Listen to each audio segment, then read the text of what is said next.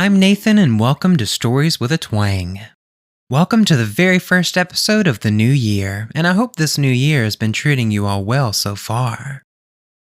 This episode is called, In My Town, Bodies Have Been Appearing in the Trees. No One Talks About Them, by Horror Junkie 123.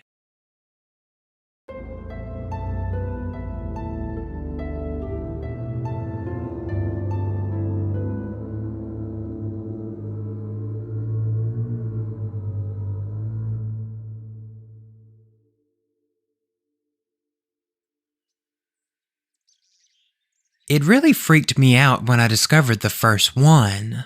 Not that it doesn't now, but the first one was a massive shock to the system.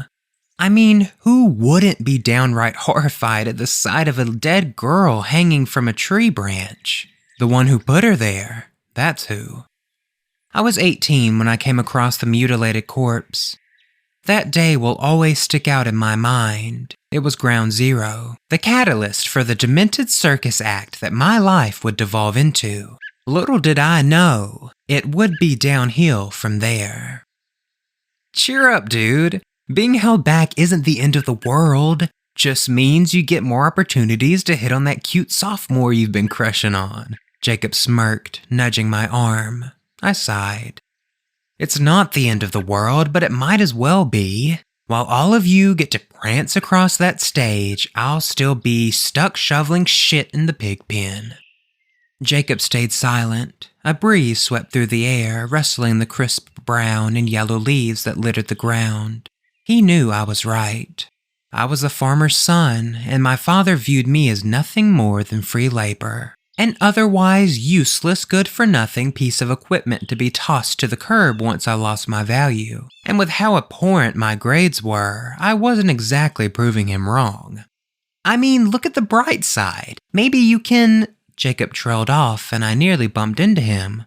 What gives, man? You can't just stop in front of me like that, I grumbled, beginning to step around him. Jacob suddenly reached out and grabbed my arm. A pang of fear jolted through my chest. Jacob was a thin, bony boy with less muscle than SpongeBob SquarePants. Nevertheless, he maintained a grip so tight around my wrist that I thought it might snap. Before I could ask him what in the world he thought he was doing, he pointed to a tree in a nearby clearing. That's when I noticed the body. My heart plummeted into my stomach. Adrenaline surged through my veins as my fight or flight began to kick in. Though every synapse in my brain screamed at me to run, I found myself glued to the spot. Grayson? Is that what I think it is? Jacob muttered, shattering my morbid reverie. I'm pretty sure. What do we do? Should we call the cops? How has no one seen it by now? I'm gonna get a closer look, Jacob murmured as he started to trudge toward the suspended remains. I debated on leaving. I wanted to put as much distance between me and that gruesome scene as I possibly could, but in the end, my curiosity won out. I cannot believe I'm doing this, I mumbled, trotting to catch up to my friend. We continued to walk through the open field until we stood directly in front of it. I don't know why, but I hadn't expected the smell. The putrid stench of rot and decay swam into my nostrils well before we reached the cadaver. It nearly made me gag from how overpowering it was. Once we were right up on it, I was really able to drink in its features. The deceased was a woman. It made me nauseous, the way her corpse was softly swaying in the wind. Thin black hair clung to her blood-splattered nightgown. I think it was white at once, but the fabric had degraded to a deep yellow. Her brittle, pallid appendages hung limply, never to regain mobility again. But worst of all was her face. The woman's pale blue eyes were bulging from her skull. Dried blood trailed from the sockets down her cheeks and eventually pulled at the noose secured tightly around her neck. That was what really got me. Her eyes. I could still see the pain and fear behind each of her protruding irises, and my heart absolutely shattered for her. I couldn't stand to look any longer. Jacob, I'm calling the police. We shouldn't be here. What if the killer is hiding nearby? He turned to me, mouth still slightly agape. Yeah, the cops. You're right. Let's go. Jacob and I returned to the sidewalk where we'd first noticed the woman while I dialed 911. The phone rang for longer than I thought it should have before the operator's voice cut through the line. 911, what's your emergency? The woman sounded exhausted, like years upon years of 2 packs a day were whittling down her lung capacity. Hi, yeah, I found a dead body. Can you send someone to, take her to the morgue, I guess? What is your location? Emergency services will be en route momentarily. Coming up on the intersection of Maple Road and Cherry Street. Please hurry, The operator suddenly cleared her throat, effectively cutting me off. Pardon me, you said the intersection of Maple Road and Cherry Street, yes? My brows furrowed. The lady on the other end of the line had dropped her reassuring facade. She sounded almost accusatory. Yeah, that's right. Sir, please continue to go about your day. Nothing is out of the ordinary at the intersection of Cherry and Maple. Services will not be dispatched. I couldn't believe what I was hearing. Everything was normal. I'd just seen a lynching victim with my own 2 eyes, and the operator was telling me that was normal? No, maybe you misheard me. I said there's a dead body. I need you to send someone. The line was silent for a tense moment before the woman's voice cut back over my phone speaker. Please do not submit a false report again or you will face legal repercussions. Have a nice day. This isn't a joke. Hello? Hello. My persistence did no good. The operator hung up on me. So what did they say? Are they sending someone? Jacob asked, gazing up at me expectantly. No, actually, I said, lowering the phone from my ear. They told me nothing was wrong. I was left in complete shock for the remainder of the day. If the police wouldn't take me seriously, that left me little choice but to go home and try to erase it from my memory. But I just couldn't. The image of that woman's lifeless corpse was permanently seared into my brain. I felt like I owed it to her to find justice, or at the very least, someone to give her a proper burial. Grayson, dinner, Mom shouted. I'll be there in a second, I yelled back, gently placing the last of the freshly laid eggs into my basket. The one good thing about being an involuntary farmhand, it helped keep my mind occupied. At least it was good for something. I silently joined my parents at the table. Mom set a plate full of meatloaf and mashed potatoes before me.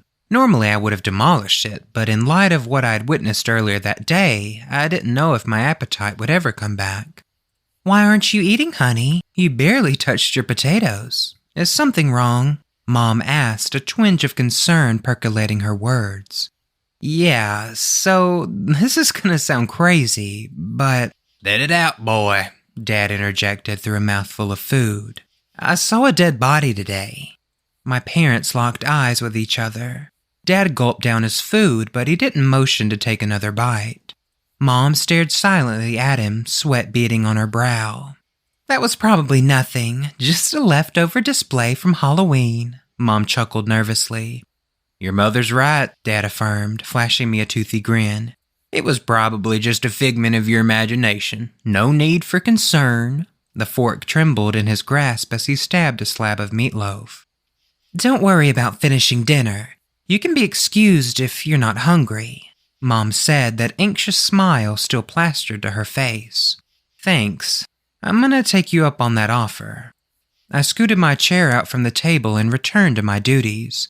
I didn't want to spend any more time around my folks that evening. They were acting strange and I didn't like it one bit. Trepidation bubbled in my gut as Jacob and I walked to school. The trip was marred by a tense, uneasy silence. Then Jacob said what was on both of our minds. Grayson, do you think she'll still be there? Oh, I sure hope not, I said, keeping my eyes locked to the ground. We each subconsciously held our breaths as we approached the clearing.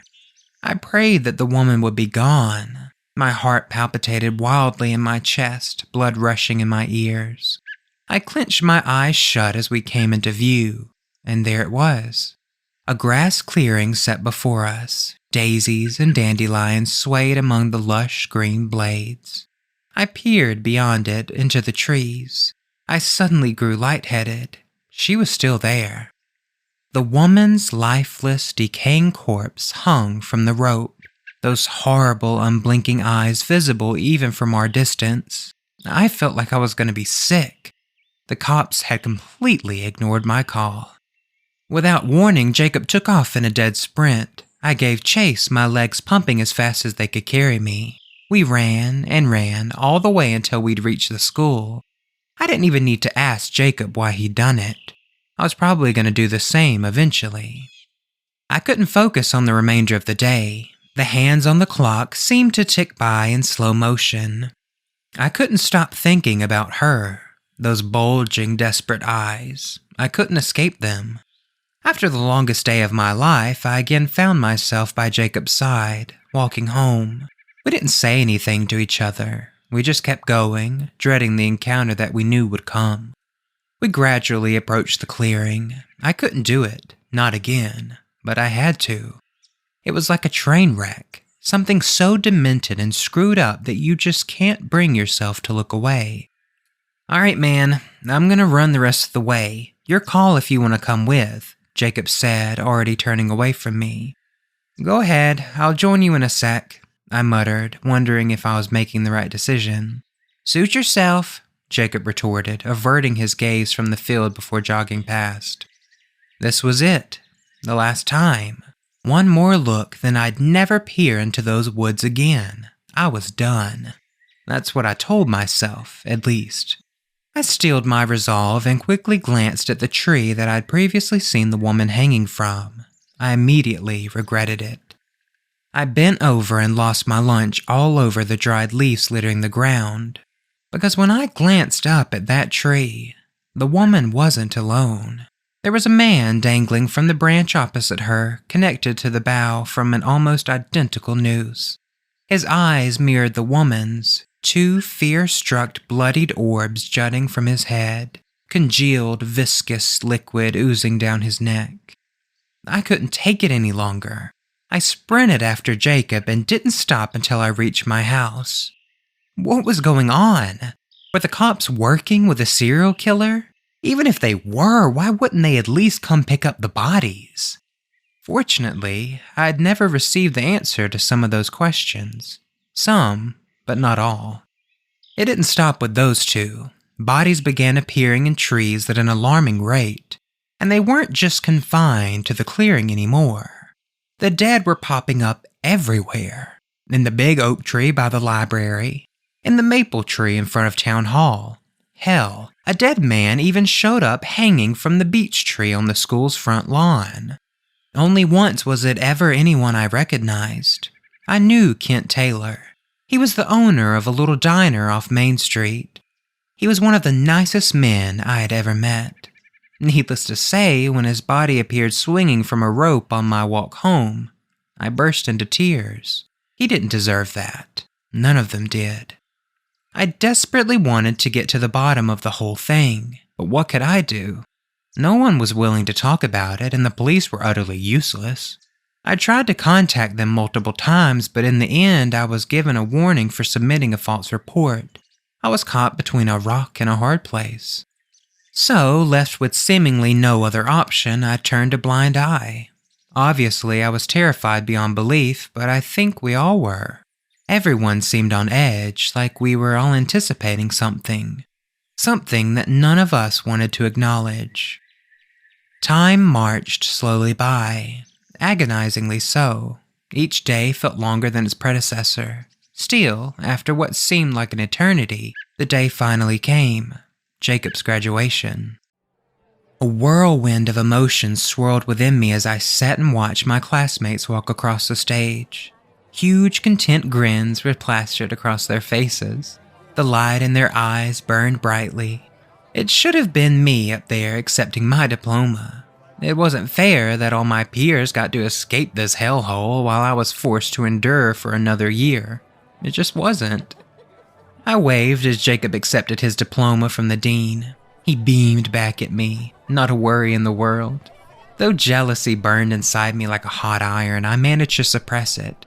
I wished so badly that I could have adopted Jacob's same carefree attitude, even just for a moment. Now, I'm not so sure. Once the ceremony was complete, I swam through the crowd to meet my friend. Just a quick congratulations and I'd be on my way. No point in sticking around any longer. "Jacob, congrats, buddy," I said, clasping him on the shoulder. He reciprocated my greeting with a warm smile. "Thank you, Gray. I really appreciate you coming. I would have understood if you wanted to stay home. And have to pick up crusty cow pies? Hell no. I wouldn't have missed it for the world." Jacob chuckled, his grin growing even wider. Even if I was consumed by envy, that didn't make me any less proud of him. "It really does mean a lot to me, more than you know. Heck, I might even miss this place a little because of you," he quipped, drawing a smile to my own face. I lightly slugged him in the arm. "Oh, who are you kidding? You and I both know that won't happen. Remind me again, where are you running off to this summer?" "Landed an internship at Prentice Financial. I'll be going to Boston for the next couple of months, remember?" "Oh, yeah, I do remember you telling me that now. Live it up for the both of us, man. And try not to forget about me, okay? It's gonna be real lonely around here without you, you know?" "Me? Forget about you? Wouldn't dream of it," he said, shooting me a wink. 2 weeks from that day, Jacob was scheduled to fly out. I didn't get to see him off, but I wished him the best. I didn't notice anything out of the ordinary at first, not until he started ignoring my texts. I thought that maybe he'd just been busy with the move. I mean, it's stressful to leave the place you've called home for your entire life and start anew. I couldn't shake the feeling that something was wrong, though. I should have listened to my gut. It was another 3 days before I found him. Dad had sent me to the corner store to pick up some salt when I happened to glance up at the tree overshadowing the old-timey little shop. I will never forget what I saw. Jacob's lifeless corpse stared back at me. His eyes bulged from his skull and tiny rivers of dried blood streamed down his cheeks. My heart shattered and simultaneously began to race in my chest. Jacob, my best friend in the entire world, was strung up like a puppet, and not a single soul acknowledged him. I dropped to my knees and wept. I cried and cried, ignoring strange looks from passerbys. It wasn't right. Jacob never hurt a fly. He didn't deserve to die. Not like that. I stood back up with a newfound rage bubbling within me. I was going to find out who did this to him, and I was going to make them pay. I abandoned the salt on the sidewalk. I didn't care what Dad would say. He could get his own damn salt if he needed it so badly. I continued on my warpath, straight to the only place that I knew I could find some answers, Jacob's house. I knocked furiously on the front door, anger simmering over all the while. Jacob's parents would tell me something. They had to. Jacob's mother answered the door. Her eyes were puffy and swollen like she'd been crying for days on end. I couldn't help but feel sorry for her. Her only son was brutally murdered, and the police didn't give two shits about it. That extinguished my ire just a bit. "Mrs. Allen, please don't blow me off. I need to know. Who did this to him, and why?" Tears began to cloud my vision. The reality of my grim discovery still hadn't fully set in. "Did what? To whom?" she replied. Her voice was defeated and hoarse. She was hiding something. "You know who. Jacob, your son. I found his body by the corner store. Please, Mrs. Allen, please tell me you know who did this." "Jacob? No, Jacob is in Boston. He's an intern. My boy is doing just fine," she replied despondently, staring into space. "Jacob is not fine. Please, you have to—" "It was nice of you to stop by, Grayson. Tell your parents we said hello." And with that, the door shut in my face. It's been 2 days since then. I have a theory, and I'm going to test it. I have to know, for Jacob's sake. I think whoever is doing this is killing anyone who tries to leave. So tonight, I'm gonna find out for myself if that's true. I've got a cousin who lives in a major city. She said it's okay if I crash at her place for a while. Either I'm going to get out of here, or I'm gonna die trying. I'm gonna take Dad's pickup truck and pray that it doesn't give out on me. I'm posting this in case I don't make it out. Please, please heed my warning. If you drive through a town called Walnut Valley in northern Kentucky, don't stick around, because if you do, you might not make it out alive.